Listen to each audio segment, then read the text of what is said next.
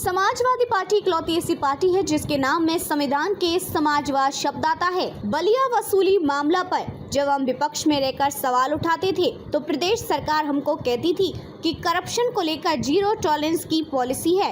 आंकड़े लेकर आते थे, दावे करते थे, लेकिन जिस तरह हम सुन रहे हैं कि उनके अपने नेता विधायक ही कह रहे हैं कि उन्होंने अपने जीवन काल में ऐसा भ्रष्टाचार नहीं देखा। एक इंटरव्यू में मुख्यमंत्री ने खुद स्वीकार किया था कि भ्रष्टाचार हो रहा है। बलिया के मामले को सपा विधायक संग्राम सिंह ने इसको विधानसभा में मामला उठाया था, जबकि ऐसा कई जगह हो रहा है। आज पुलिस ही डाकू की हेडलाइन अखबार अगर लिख रहे हैं तो समझ जाइए, क्योंकि वो खुलकर लिखने को मजबूर हुए, ये स्थिति है। प्रधान सांसद जी के क्षेत्र में पुलिस वसूली करती पकड़ी गई। हमने तो ये भी देखा कि पुलिस खुद रेट तय करती है कि टांग पर गोली मारने पर कितना रुपए मिलेगा।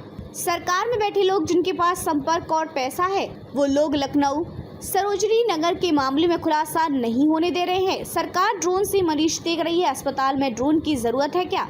मरीजों की भीड़ देखने के लिए? ऐसा इसलिए कि कुछ लोग मोहरा बन गए हैं, दिल्ली के वाईफाई के पासवर्ड बन गए हैं। सुन रहे हैं मौर्या जी, दिल्ली के वाईफाई के पासवर्ड बन गए हैं। आप बस खेल देखिए दिल्ली के वाईफाई पासवर्ड का। कम्युनल पॉलिटिक्स का अंत अगर किसी ने किया तो समाजवादी और पीडीए परिवार ने। ये लोग आरोप लगाते थे कि ये एमवाई पार्टी है, इनको जवाब मिल गया है पीडीए से। सौहार्दमेव जयते फैसले के लिए सुप्रीम कोर्ट का धन्यवाद। मानसून ऑफर विंटर तक डिस्काउंट के साथ चलना पड़ेगा। बुलडोजर से क्या फायदा जब लाइव मुठभेड़ हत्या हो जाती है। अग्निवीर व्यवस्था को समाजवादी पार्टी कभी स्वीकार नहीं कर सकती। मैं खुद मिलिट्री स्कूल से पढ़ा हूँ, मेरे कई मित्र सेना में हैं। भाजपा के लोग बहुत परेशान हैं इस समय। उन्हें नहीं पता क्या मुद्दे इस समय उठाया जाए। मदरसों में पढ़ाई अच्छी होनी चाहिए। उनकी जो व्यवस्था थी बोर्ड की, उस पर सरकार को ज्यादा हस्तक्षेप नहीं करना चाहिए। संविधान में आरक्षण मूल भावना है, बीजेपी इसकी मूल भावना से छेड़छाड़ कर रही है। बागी विधायकों पर हमारी विधानसभा हमको न्याय देगी। हम सदस्यता खत्म करने के लिए लिख कर देंगे। हमको न्याय विधानसभा से मिलेगा। राज्यसभा चुनाव में तो जो हुआ कैमरे पर हुआ। आरक्षण की मूल भावना से खिलवाड़ भाजपा कर रही है। सुनने में आ रहा है कि चुनाव से पहले जो इन्होंने किया था कि कौन अधिकारी कहां तैनात होगा, फिर से उसी तरह की तैयारी है। चुनाव में अधिकारियों ने बहुत भेदभाव किया, अधिकारियों ने बहुत खेल किया।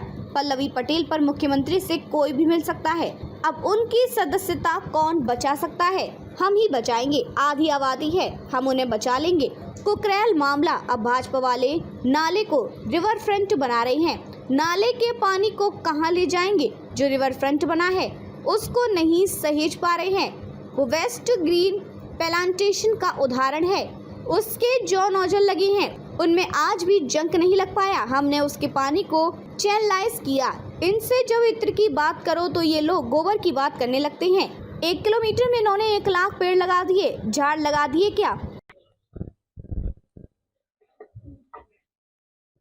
आपको याद होगा जब कभी हम लोग विपक्ष में रह करके और खासकर विधानसभा में सवाल उठाते थे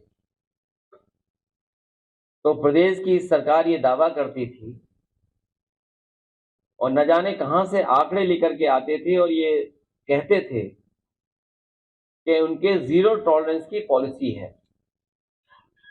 खास करके करप्शन को लेकर के जीरो टॉलरेंस की बात करना, लॉ एंड ऑर्डर के सवाल पर सरकार ने तमाम बार दावा किया है।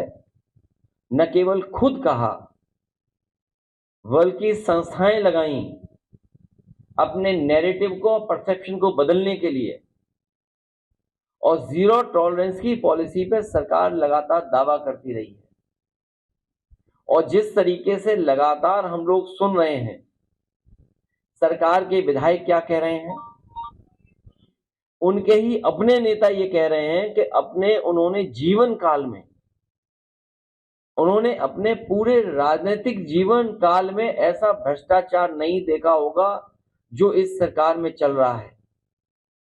और एक बार इसी प्रेस कॉन्फ्रेंस में जब हम और आप लोग बैठे थे तो जो प्रेस में छपा था उसी का जिक्र करके मैंने कहा था कि मुख्यमंत्री खुद स्वीकार कर रहे हैं कि कई विभागों में बड़े पैमाने पर दलाली चल रही है और ये जब बात कही गई थी तो आप जानते होंगे पलट करके क्या बात रखी गई थी। और आज जो हमारे साथी ये सवाल उठा रहे हैं बलिया का लेकर के, आपको जानकारी होगी कि समाजवादी पार्टी के विधायक संग्राम सिंह, उन्होंने विधानसभा में इस बात को रखा था। तो ये एक जगह का भ्रष्टाचार का तो खुलासा हुआ है। उत्तर प्रदेश के न जाने किस किस कोने में कितने बड़े पैमाने पर भ्रष्टाचार चल रहा है। और जो लोग ये होर्डिंग भी पढ़ेंगे या जो हेडलाइन अखबारों में छपी है, बड़ी मुश्किल से ऐसी हेडलाइन अखबारों में मिलती है, पुलिस ही डाकू, बड़ी मुश्किल से अखबारों की हेडलाइन ये मिलती है, पुलिस ही डाकू हर दिन 15 लाख वसूल रही है। सोचिए आप, अगर अखबार ये मजबूरी में लिख रहा है कि वो परेशान होकर के लिख रहा है कि हमारे अखबार के लोग भी अब अपनी जिम्मेदारी निभाने लगे हैं और बहुत जल्दी खुल करके जिम्मेदारी निभाएंगे। हम इसके लिए भी अपने लोगों को, आज जब संविधान मान संघ की स्थापना कर रहे हैं, तो अपने पत्रकार साथियों को इस बात के लिए भी बधाई देते हैं। तो ये एक सड़क, एक जिले का भ्रष्टाचार जो दिखाई दे रहा है, पुलिस को पकड़ रही है। प्रधान सांसद जी के क्षेत्र में पता करिए क्या रहा। क्या ये बात नहीं निकली कि पुलिस क्या कर रही थी? वसूली। और ये जो इनकाउंटर का जो डर दिखाते हैं, हमने और आपने कई बार सोशल मीडिया पे वो वीडियोस देखे हैं जहां पर पुलिस रेट तय कर रही थी कि टांग पे गोली मारी जाएगी तो इतना पैसा देना पड़ेगा। और फिर हम लोगों ने वो भी देखा कि जब बंदूक नहीं चली तो पुलिस ने एनकाउंटर के लिए अपने मुंह से ही ठाए ठाए ठाए कह दिया था, याद होगा आपको। क्या आपने, हमने नहीं देखा, सुना? और मुझे याद है नोएडा का पहला फेक इनकाउंटर हुआ था, एक इंस्पेक्टर जिम का जो लौट रहा था, पुलिस ने उस पे गोली चलाई थी। वो आज विकलांग है, वो चल नहीं सकता। अगर सरकार उसी समय न्याय दे देती जब हम लोगों ने सवाल उठाया था, तो आज ये उत्तर प्रदेश की स्थिति नहीं बनती। और ये एक घटना नहीं है करप्शन की, हमने आपने लाइव देखी है चीजें। और ये झांसी के हमारे जिलाध्यक्ष बैठे हैं यहां पर, एक नौजवान, कुछ पैसे को लेन देन था पुलिस इंस्पेक्टर के साथ, वो रात में उसको पकड़ करके लेकर के उसकी हत्या की थी, इनकाउंटर किया था उसका फर्जी। एफआईआर नहीं लिखी जा रही थी, कोर्ट ने एफआईआर लिखी।